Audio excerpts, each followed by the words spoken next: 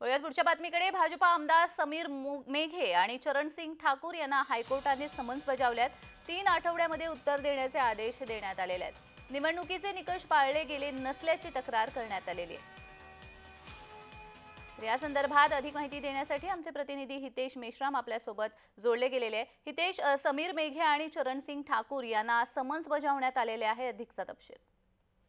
नक्कीच जान्हवी, बघितलं गेलं तर निवडणूक पार पडली, त्यामध्ये ज्या पद्धतीने भाजपला विजय मिळालेला आहे त्या अनुषंगाने त्यावेळी जे आहेत सलील देशमुख जे आहेत शरद पवार गटाचे हे देखील उमेदवार होते आणि यांनी समीर मेघे तसेच रमेशचंद्र बन जे आहे यांच्या विरुद्ध जे आहे तक्रार जी आहे याचिका दाखल केली होती आणि त्या याचिकेमध्ये निवडणुकीचे अनेक निकष जे आहे ते पाळले गेले नाही अशा पद्धतीचं जे आहे त्यामध्ये सांगण्यात आलेलं आहे आणि निवड अवैध ठरवून जे आहे रद्द करण्यात यावा अशी देखील त्यामध्ये मागणी करण्यात आली होती।